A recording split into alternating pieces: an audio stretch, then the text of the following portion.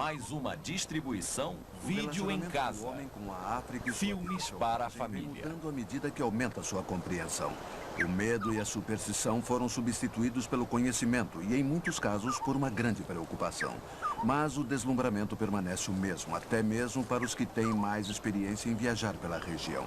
Grande parte está agora ocupada por cidades e pela agricultura, mas ainda existem territórios em que a antiga África continua sendo preservada, selvagem e livre das pressões do homem. Um desses lugares é o Botsuana, ao sudoeste do continente. Água, a essência da vida. A seiva vital do Botsuana flui pelo rio Okavango. Ele nasce em Angola, país vizinho, e irriga o magnífico delta do Okavango para desaparecer nas areias crestadas do deserto de Kalahari. Perto de suas margens, o suprimento de água é relativamente abundante, porém, mais além, a vida depende das chuvas. Versão brasileira, Dublamix, Botsuana é um Rio. país com uma longa estação seca, o que se reflete nas plantas que se adaptaram ao deserto e no comportamento dos animais que habitam a região. O delicado equilíbrio da natureza africana baseia-se na água. Os animais e as plantas sobrevivem apenas devido à sua capacidade de se adaptar aos ciclos de seca e abundância. Os pássaros têm mais mobilidade para migrar em busca da água, mas alguns deles se desenvolverão em ambientes secos se conseguirem se ambientar. Os membros do gênero gálago conseguem obter toda a água de que necessitam nos insetos dos quais se alimentam. Nos longos períodos de seca, eles podem sobreviver com a resina encontrada nas acácias. Seu vizinho, o porco-espinho de crista, cujos espinhos o protegem do calor e de seus inimigos, é vegetariano e se nutre da umidade das plantas bulbosas e das raízes que escava. A raposa de orelhas de morcego expele calor através de suas imensas orelhas bem irrigadas de sangue. O almíscar se protege do calor escondendo-se nas sombras durante o dia. Cada animal possui sua própria forma de lidar com o calor e a seca. O texugo de mel é um animal notívago, mas como sua dieta inclui quase tudo, ele também sai à caça de dia em busca de outros animais. Toda a vida animal africana é um quebra-cabeças em que cada espécie se encaixa perfeitamente no todo formado pela natureza e pelos animais. A avestruz adulta, por exemplo, tem poucos inimigos naturais, mas as matas abrigam um caçador de ovos insaciável, o mangusto listrado. Ao longo de milhares de anos de evolução, a batalha travada entre a avestruz e o mangusto resultou na vitória da primeira, simplesmente pelo fato de seus ovos serem demasiadamente grandes e duros, de modo que os mangustos não conseguem quebrá-los.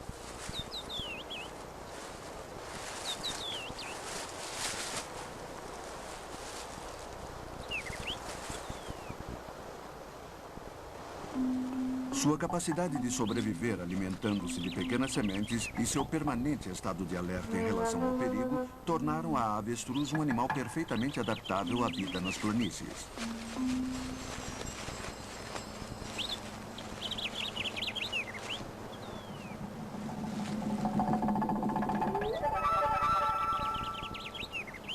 A vida de outros animais da planície não transcorre com tanta tranquilidade. Até mesmo o poçante-leão tem um rival, a hiena pintada. Tornou-se ultrapassada a noção de que as hienas não passam de covardes animais de carniça, pois tornou-se evidente que elas são perfeitamente capazes de matar outros animais sozinhas e até mesmo de roubar presas dos leões. Os leopardos as encaram com indiferença. Eles costumam guardar suas presas no alto das árvores, onde elas não conseguem alcançá-las. Embora sejam consideradas atualmente como predadores eficientes, as hienas continuam a ser animais de carniça, dependendo da oportunidade.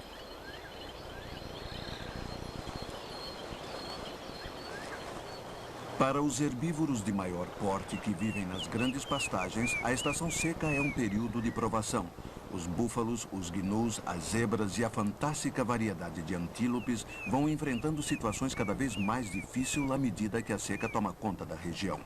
O mais espantoso é que a maioria consegue se manter aparentemente saudável, mesmo com a escassez de água. O gnu e a zebra podem partilhar a mesma área do território com os bonteboks e outros antílopes. Como suas exigências em matéria de comida são totalmente diversas, eles vivem juntos sem problemas. Os elãs também se enquadram neste contexto. Eles têm outra coisa em comum além da questão alimentar: a necessidade de água.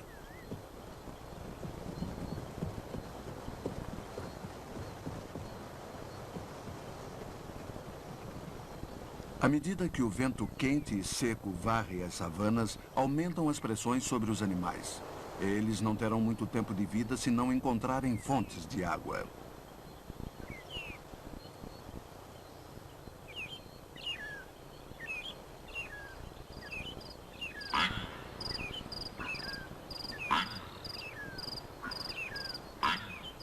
Existe água nas matas e as manadas sabem onde encontrá-la.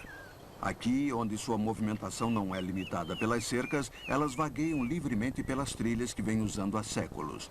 Aos poucos, suas incursões levam-nas para mais perto de seus tradicionais poços. As girafas se elevam acima de outros animais como verdadeiras torres. O matiz dourado dos pelos do impala servem como camuflagem na paisagem ressequida.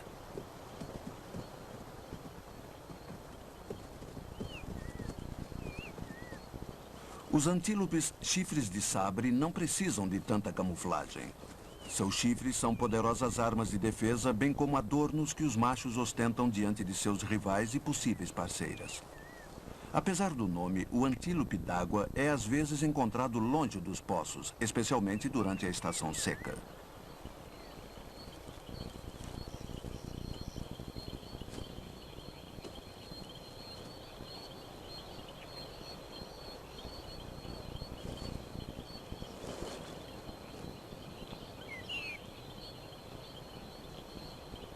Mas o mais impressionante de todos os animais é o elefante. É também o que tem maior necessidade de liberdade. Quando livre de cercas e pressões, ele é um preservador natural do ambiente, afastando-se das áreas que devastou e retornando a elas apenas depois que a vegetação tenha crescido novamente. Mas, se privados dessa liberdade, eles podem se tornar extremamente destrutivos, alimentando-se ininterruptamente nas mesmas áreas sem permitir que a vegetação se recupere. Esses elefantes vivem livres e a paisagem que eles parecem ter devastado logo voltará a florescer.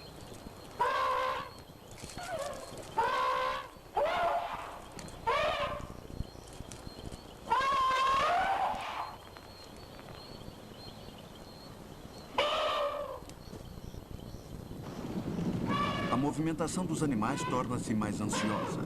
A pressão da seca impele os búfalos em direção à água.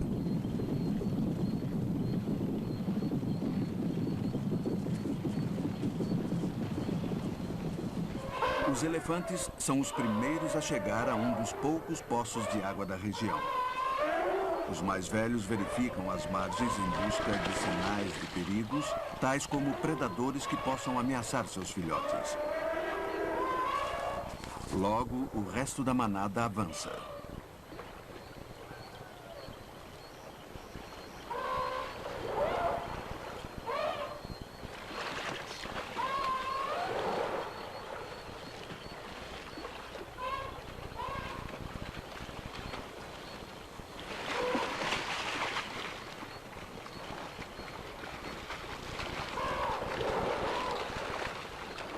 Depois de beber, o grupo se entrega ao prazer de se banhar e chafurdar no lodo.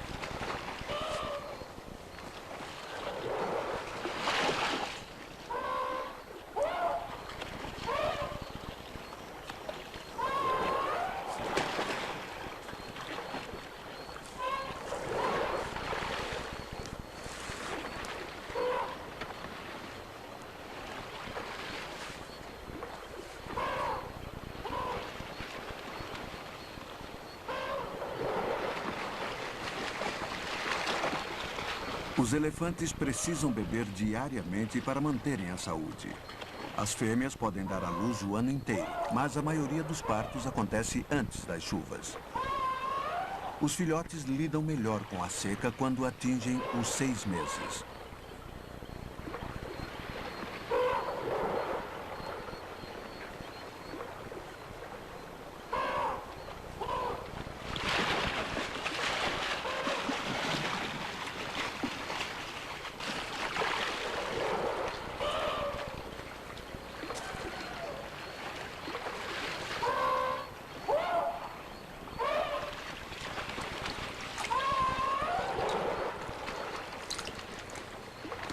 Para os filhotes, o banho também é hora de brincadeira, assim como acontece com tantas espécies, inclusive a dos seres humanos.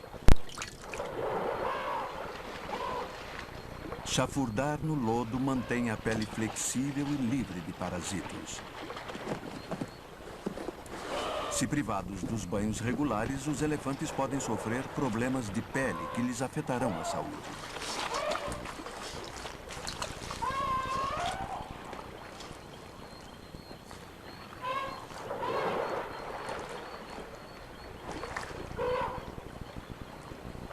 À medida que a seca se agrava, os elefantes se mantêm mais perto das fontes de água para poderem fazer uso delas diariamente. Até mesmo a distância de um dia de jornada das fontes, sua provisão de alimentos pode ficar comprometida. Existe o perigo da inanição, mesmo se houver água, se os poços forem poucos e muito esparsos.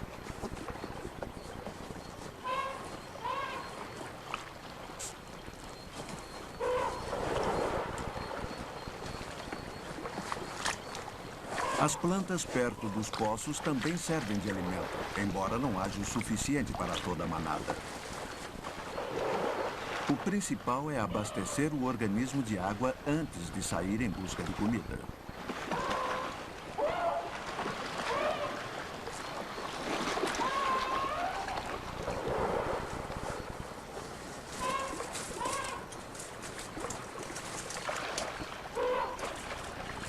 Os elefantes bebem em grande quantidade diariamente, geralmente durante a tarde ou ao cair da noite. Uma tromba cheia de água chega a 2 metros de comprimento e pode armazenar 4 litros.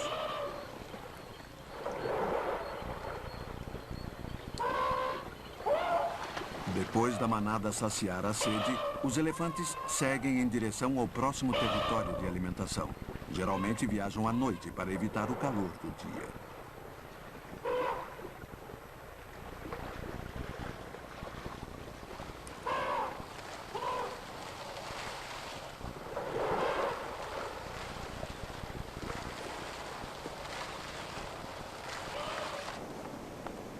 As fontes estão agora liberadas para os outros animais. O antílope d'água e a zebra precisam ser mais cautelosos do que os elefantes, pois são muito mais vulneráveis a predadores, tais como os leões e as hienas. Eles se aproximam do poço muito animados, mas aos poucos, sempre alertas a qualquer sinal de perigo.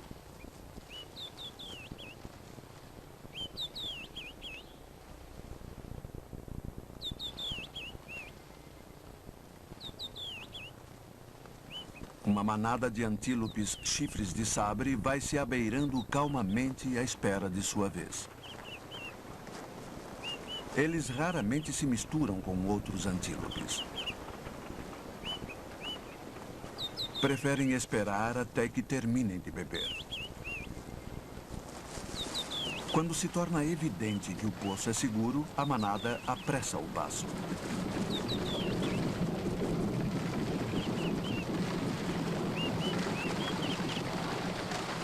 O dorso de um grande antílope chifre de sabre serve como uma espécie de plataforma para alguns pica-paus que removem parasitos de sua pele.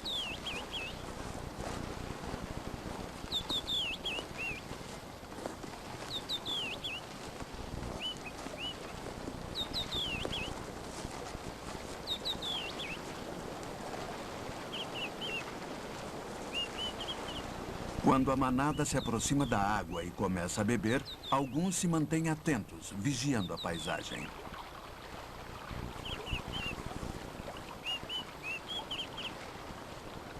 Seus chifres, em forma de cimitarra, são armas altamente eficazes, usadas contra o ataque de leões e outros predadores maiores. Ainda assim, os antílopes se mantêm vigilantes. Sempre é preferível fugir a enfrentar uma luta arriscada.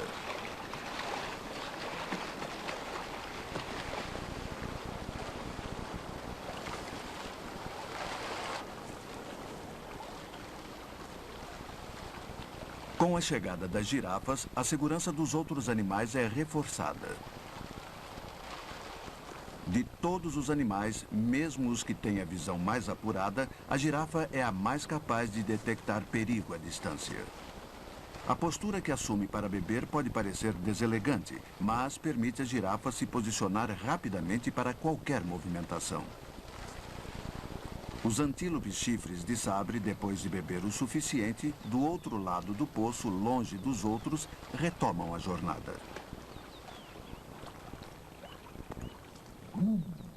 Os próximos a chegar são um pequeno grupo de avestruzes. Assim como as galinhas d'Angola, são visitantes assíduas de qualquer poço permanente como este. Um grupo de impalas se reúne aos demais.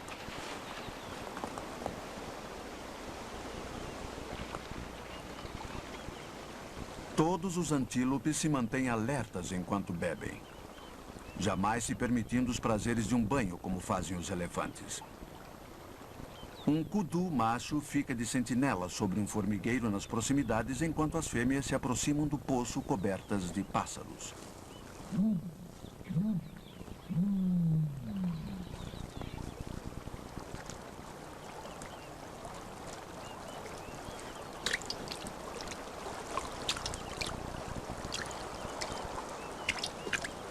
Mais alguns machos, com suas máscaras desenhadas em preto e branco, reúnem-se às fêmeas na beira do poço. Um jovem kudu está inquieto. Não confia, como sua mãe, na vigilância dos outros antílopes.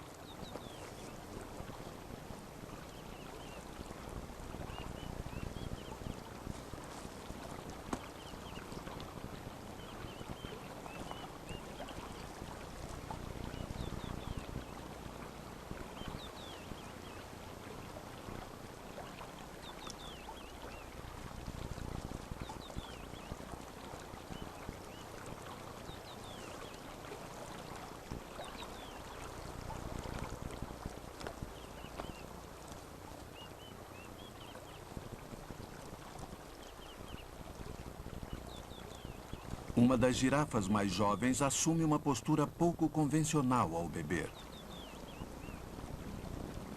O primeiro gnu aparece anunciando a chegada de uma grande manada que pode ser ouvida avançando pela mata.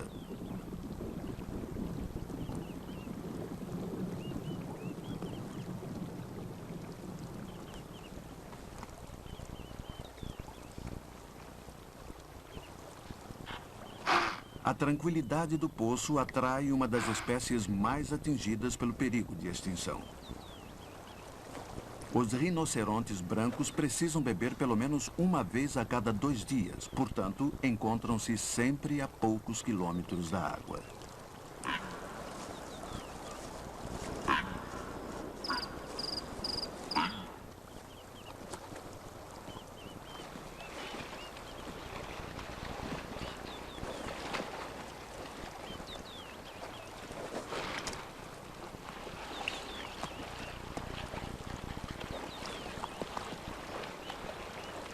A zebra, bebendo tranquilamente, não se deixa perturbar pelas cabriolas de um travesso gnu, mas ele é seguido de perto pelo resto da manada.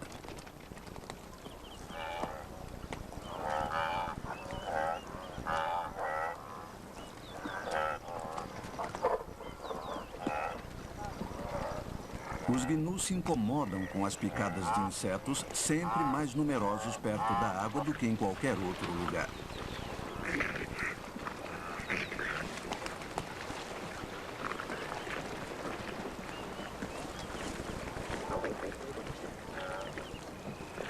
Um solitário antílope niala não recebe boas-vindas dos gnus à beira do poço. Mas estes logo se afastam, sendo substituídos pelos palhaços da floresta. Os engraçados, mas agressivos, javalis africanos.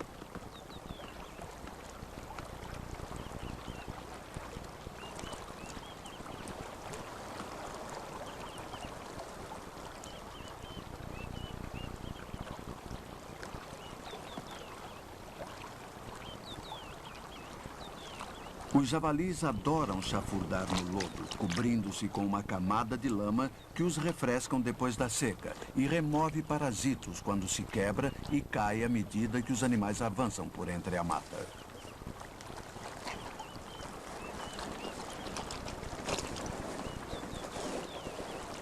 Algumas irritações piores são aliviadas de forma mais direta. Os javalis rolam e se esfregam no solo várias vezes ao dia, frequentemente em locais prediletos como os cupinzeiros e galhos secos. Se não houver nenhum por perto, outro javali resolve o problema.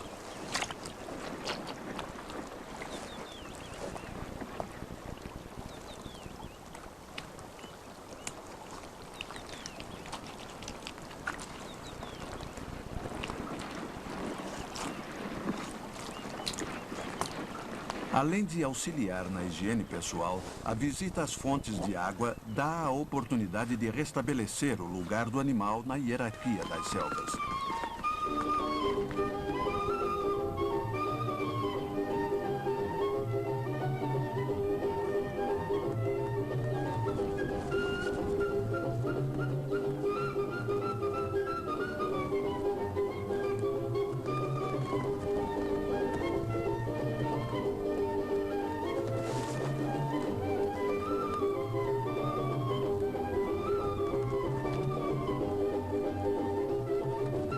As perseguições não são meros jogos, e sim conflitos que constituem rituais importantes para confirmar o domínio do macho mais forte.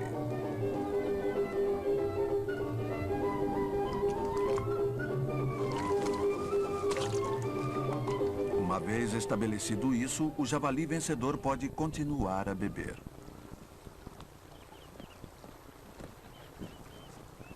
Os macacos cercopídeos se movimentam em grupos compactos, com sua própria hierarquia confusa. No poço, eles se mantêm muito atentos à presença de predadores. Os gritos de suas sentinelas alertam todas as outras espécies com relação ao perigo.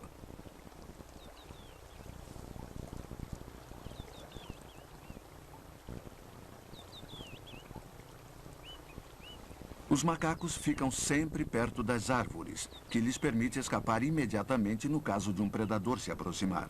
A visão aguçada é vital para sua movimentação rápida e segura.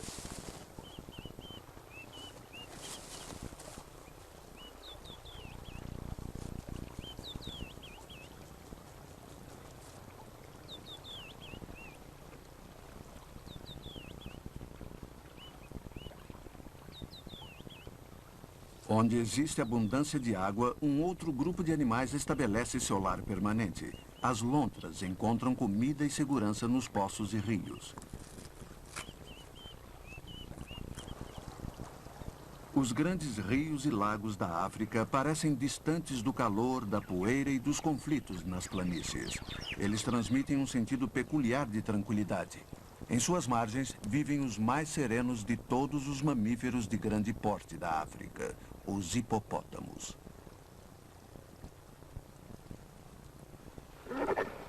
Os hipopótamos passam a maior parte do dia revolvendo-se na lama. Ao contrário da maioria dos outros animais, eles são vulneráveis às queimaduras do sol se ficarem a descoberto por muito tempo. Eles se movimentam com grande facilidade na água. Costumam andar no fundo ao invés de nadar, mantendo-se submersos por até 4 minutos. Fímbrias fecham-se automaticamente para cobrir suas narinas logo que submergem.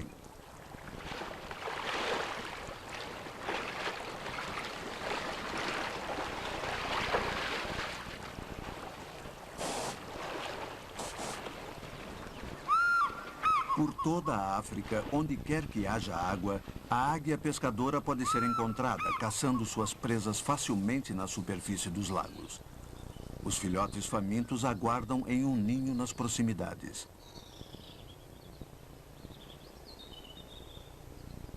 A água não precisa estar visível a olho nu para desempenhar sua função no ecossistema da África.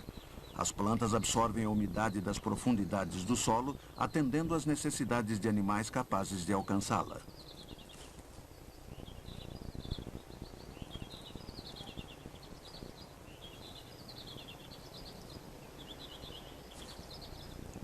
A bela nectarínia macho, com sua plumagem verde, azul e vermelha, bebe o néctar das flores.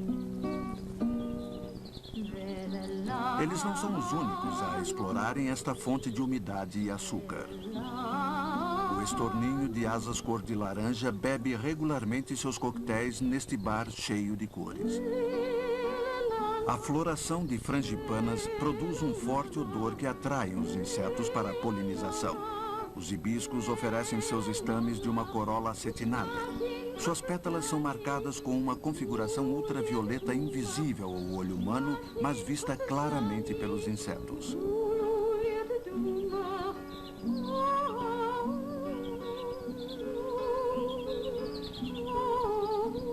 As flores se integram perfeitamente na delicada, porém vigorosa teia de vida desta remota região da África. Suas cores e desenhos são estritamente práticos, bem como seus meios de sobrevivência, embora aos nossos olhos pareçam um espetáculo de beleza em sua mais pura forma. A sinfonia harmônica da vida selvagem na África é mantida por uma interdependência sutilmente equilibrada das espécies entre si e entre elas e o meio ambiente. Desde os animais das regiões secas e os que habitam as águas até o caleidoscópio de flores, cada um desempenha uma função no grande conjunto deste recanto intacto do continente. O fator que todos têm em comum é a água, a essência da vida.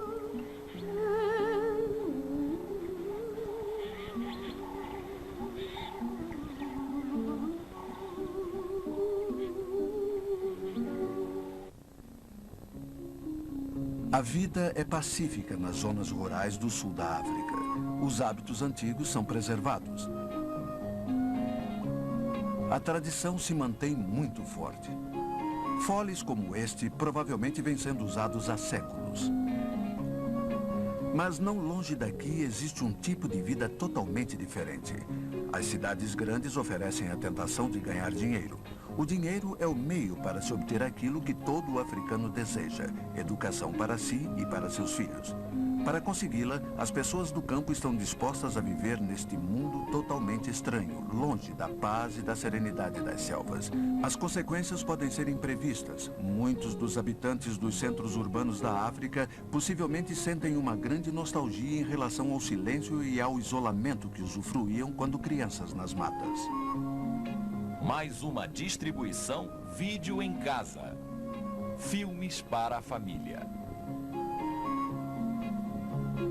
Tradições africanas. Versão brasileira Dublamix Rio. A tribo Batonka consiste de um grupo de pessoas orgulhosas de suas tradições. Um dos exemplos é a cerda de porco-espinho enfiada no nariz de uma mulher. Hoje é um símbolo do orgulho da tribo. Mas na época da escravidão, seu objetivo era tornar as mulheres pouco atraentes para os homens, tornando seu rapto menos provável. Ao deliberadamente manterem seu estilo de vida rural, os Batonkas expressam resquícios do seu receio de estranhos. Algumas pessoas consideram-nos rudes, mas dentro do grupo eles são alegres e independentes.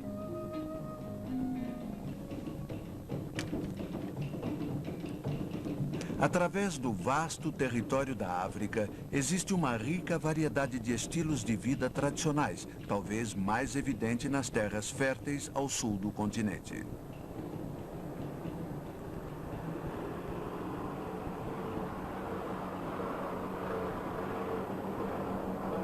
Os que tiverem a paciência e a humildade para ver, escutar e aprender, poderão ter um rico aprendizado sobre sua experiência de vida. Uma pitada de rapé, compartilhada com o chefe de uma aldeia Matabele, pode ser a porta de entrada para uma preciosa troca de ideias. A idade e o status do chefe é evidenciado pelo anel de cera de abelha sobre sua cabeça, um amuleto para prolongar sua vida. Cada ruga de seu rosto gentil representa mais um ano de sabedoria e experiência acumulados ao longo da vida. Os Matabeles não são muito receptivos a estranhos, de um modo geral, mas o homem no carro branco tornou-se seu amigo, através de visitas sociais regulares e pela ajuda que vem prestando à tribo. Eles compreendem e apreciam sua curiosidade sobre seu modo de vida e seus mistérios. Em frente à sua cabana decorada com um chifre, o xamã da aldeia mostra um pouco da arte da magia. A própria cabana é um santuário. Ninguém pode entrar sem ser convidado. Ele raramente revela seus feitiços. A arte, que deve ter parecido verdadeiramente mágica quando descoberta e na qual o xamã continua a ser o especialista por tradição, é a forja de armas de ferro. O carvão de lenha e os foles de pele em mãos habilidosas produz fogo a uma temperatura suficiente para trabalhar o metal.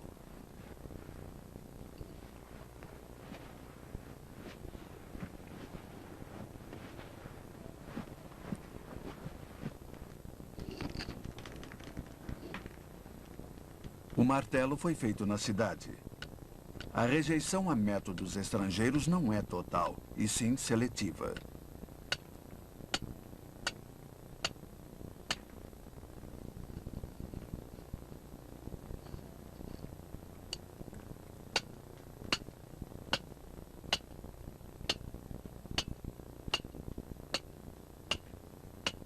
Existe uma tendência a se considerar esse sistema artesanal muito primitivo, principalmente por ser realizado sobre uma pedra no chão e não no tipo de forja que conhecemos.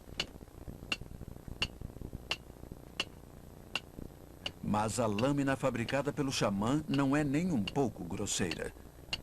É muito afiada.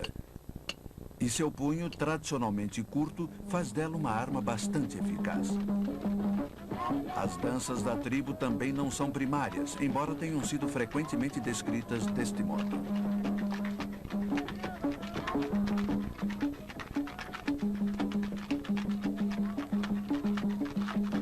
A África é o berço de belíssimos ritmos e melodias.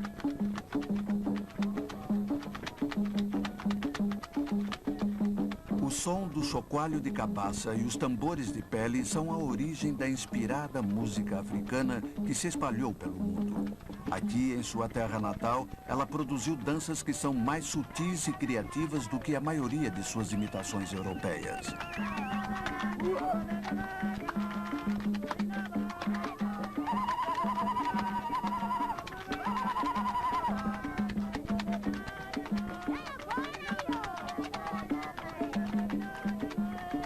Com seus trajes de peles de animais decorados com plumas de avestruzes, os matabeles parecem exóticos e bizarros, mas na vida cotidiana eles resolvem diversos problemas com que se deparam todos os seres humanos.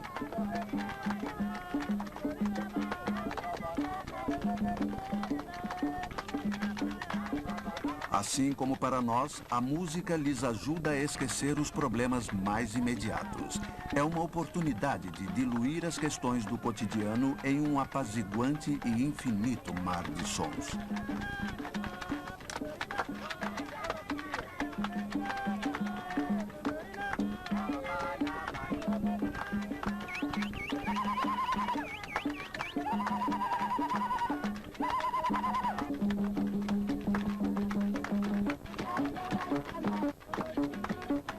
Muitas tarefas rotineiras podem ser realizadas durante a música.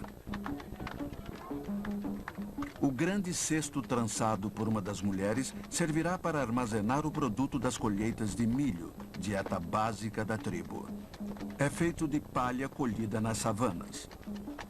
Com seu tipo de vida pacífico e estável, sem vínculos e pressões relacionados a acontecimentos externos, este povo preferiu ficar onde está, ao invés de se aproximar do padrão de vida cada vez mais sofisticado do resto do mundo.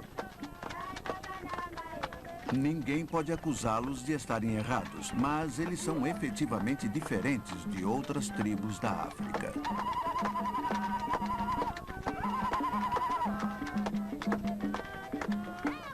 A decisão de se manterem isolados não se baseia em rusgas ou ressentimentos.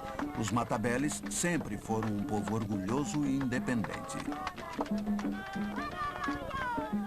Com seus cantos ainda ressoando nos ouvidos, o visitante segue adiante em busca de outra tribo, que preferiu absorver um pouco mais dos costumes do chamado mundo civilizado.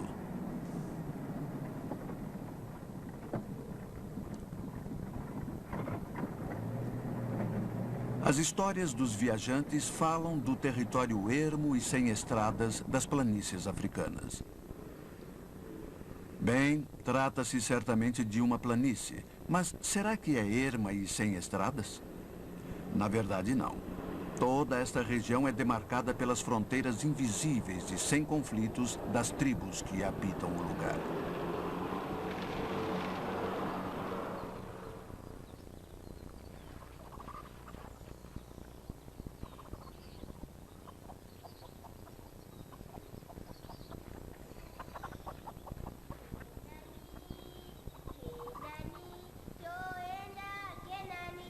Quanto a trilhas e estradas, até as crianças sabem se orientar sem elas.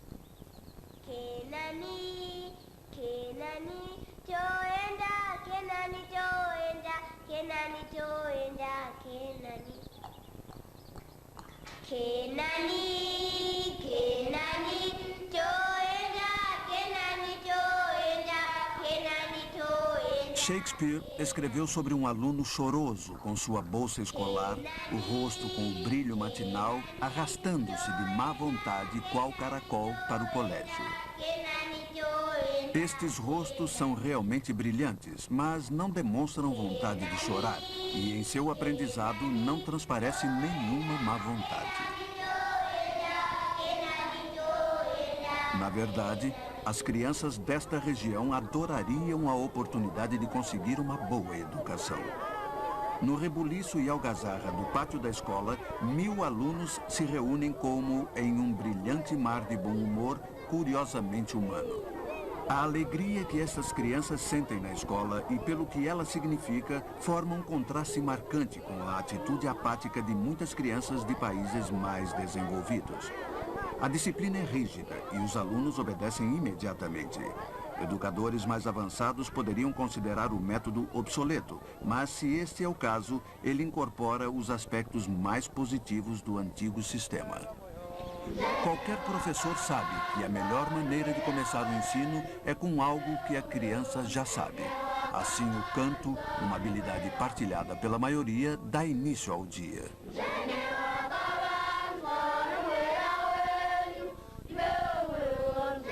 Quando termina a reunião matinal, o mestre-escola envia todas as crianças para as salas de aula, como em qualquer outra parte do mundo.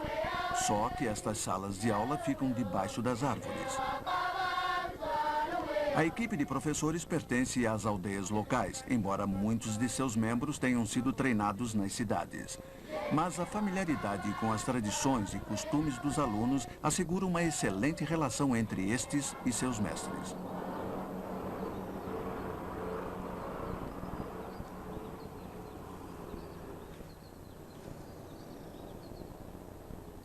Quem se aproxima da escola pode ter a impressão de que o local está deserto. Mas quando cessa o barulho do motor, o visitante poderá escutar o alegre canto das crianças, um dos mais belos sons do mundo.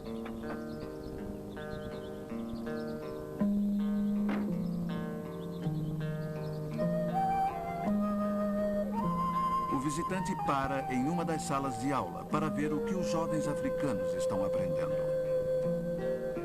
O melhor é começar pelo início. O jardim de infância é o caminho para a alfabetização com algumas leituras e lições escritas.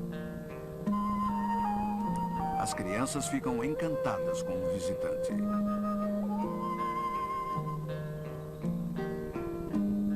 Ele descobre que a primeira lição será realizada na língua natal das crianças.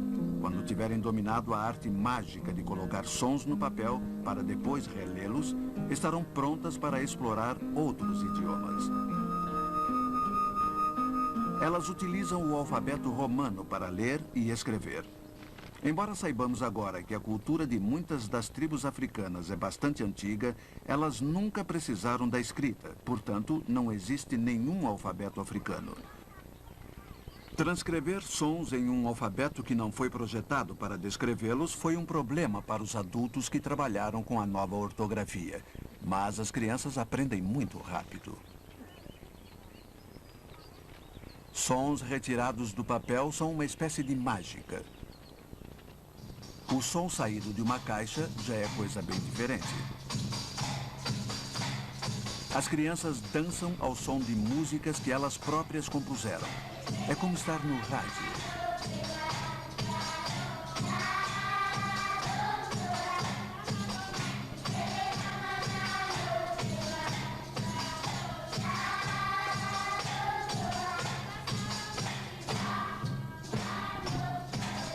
Rádios e gravadores, ou escrita e leitura, são maravilhas das quais seus avós jamais ouviram falar, mas farão parte do cotidiano destas crianças.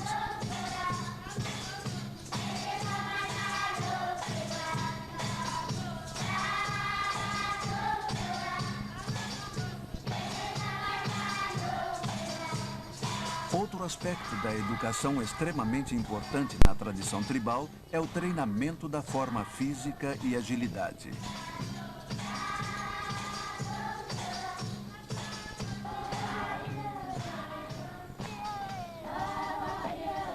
Chega a ser irônico que durante o treinamento para uma nova forma de viver, as crianças devam aprender o hábito do exercício. Em seu estilo de vida tradicional, que muitas jamais chegarão a conhecer, as obrigações das aldeias, nas casas e nos campos, mantêm os habitantes atléticos e saudáveis.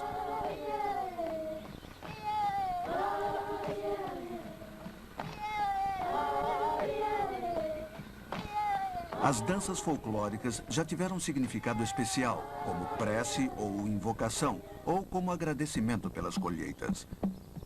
Mas serão no futuro, para muitos destes jovens, apenas uma forma de exercício.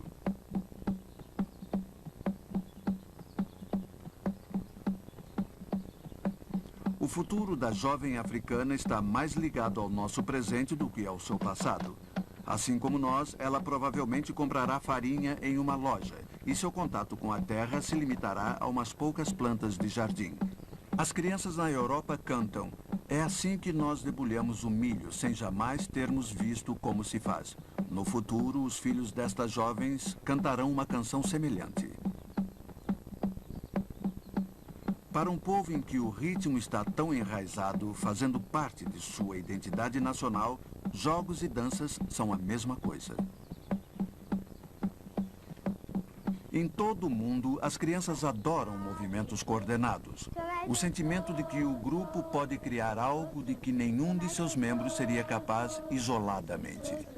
Malusu, malusu, wavelilanga, wachonilanga, sabala sati 1, a 2, a 3, 4, 5, 6, age, age, age, age, age, age, age, age.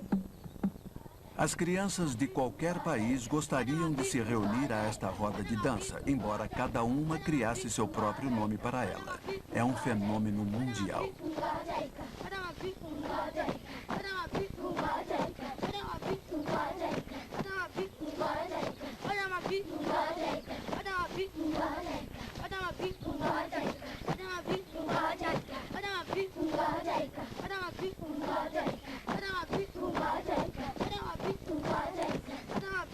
Dançar é basicamente uma expressão natural de saúde e alegria. Sua propriedade de manter a boa forma é para o homem do campo puramente acidental, mas poderia se tornar muito importante para o homem da cidade. O artesanato produz um efeito semelhante no estado de espírito. O principal objetivo ao produzir objetos decorativos ou úteis é o de vendê-los. Afinal, a habilidade manual das mulheres da tribo produz artigos vendáveis. Mas existe ainda um outro propósito.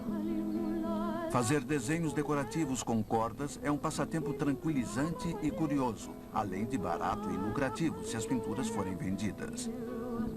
No campo, muitas das cores podem ser obtidas no próprio local, em plantas bulbosas e flores, outra habilidade tradicional. Na cidade, mesmo se as pinturas forem compradas, os jovens poderão aprender em uma forma de arte agradável e recreativa. Uma das coisas que as autoridades das escolas jamais perdem de vista é que muitas destas crianças do campo podem vir a passar grande parte de suas vidas na cidade. Um dos maiores presentes que a escola lhes pode dar, depois da educação básica, é um lazer agradável e lucrativo. Os materiais para muitos desses artefatos são fáceis de serem obtidos, muitos deles gratuitamente a partir de fontes naturais.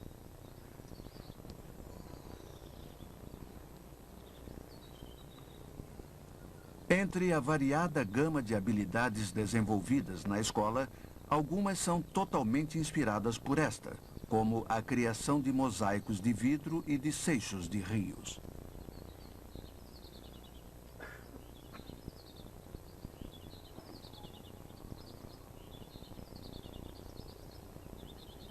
Outras são formas de arte mais tradicionais, que a escola apenas ajuda a desenvolver, mas que já existem nas aldeias. O entalhamento em madeira é uma delas. Os temas, é claro, são totalmente tradicionais. Outras formas de arte são apenas educacionais, como os mapas decorativos, ou puramente decorativas, tendo, por exemplo, um pássaro como motivo. A fabricação de vassouras, por outro lado, é estritamente funcional. Elas serão usadas em casa ou na escola, mas o artesão terá o prazer de ter criado um objeto útil. Fazer cestos é outra habilidade tradicional. Neste caso, a escola objetiva preservar uma arte que tende a desaparecer. A cerâmica africana é apreciada em todo o mundo. Mas, sem o incentivo dos educadores, ela também poderia desaparecer por falta de utilidade prática. Como o tradicional chapéu de palha, funcional e muito decorativo. A escola está tentando realizar 3 coisas, e com muito sucesso. Além da educação que pode levar a objetivos maiores, ela incentiva as crianças a desenvolverem habilidades que são ao mesmo tempo recreativas e lucrativas. Além disso, mantém vivo o interesse pela arte tradicional de seu povo. Quando deixarem a escola, essas meninas talvez venham a se tornar enfermeiras ou professoras. Também é possível que prefiram permanecer nas zonas rurais como esposas. As bolsas de palha são um produto de exportação na economia escolar. Com o dinheiro levantado pelas vendas, a escola poderá comprar mais materiais para os trabalhos de arte, artigos que o campo não produz, como algodão colorido para tecelagem de tapetes.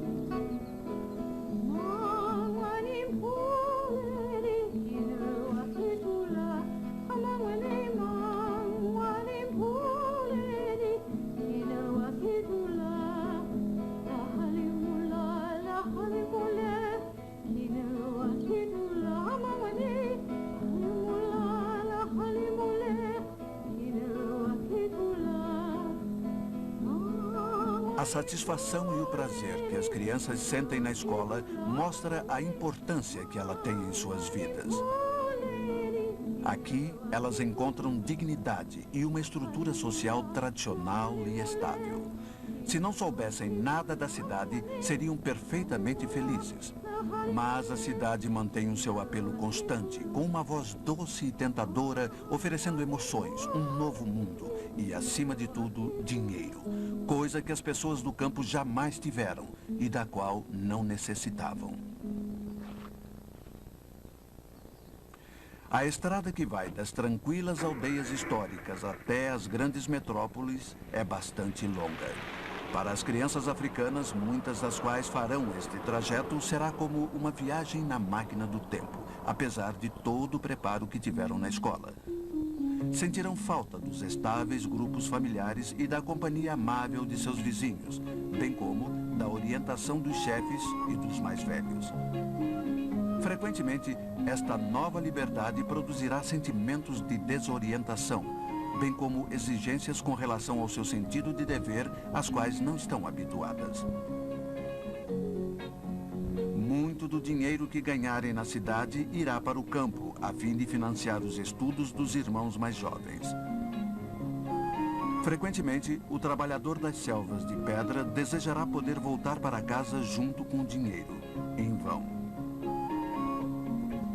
Agora é o momento em que a educação recebida nas escolas campestres poderá beneficiar uma nova geração de habitantes nas cidades da África, à medida em que lutam para manter na estranha paisagem urbana os valores perenes e as tradições de sua infância no campo.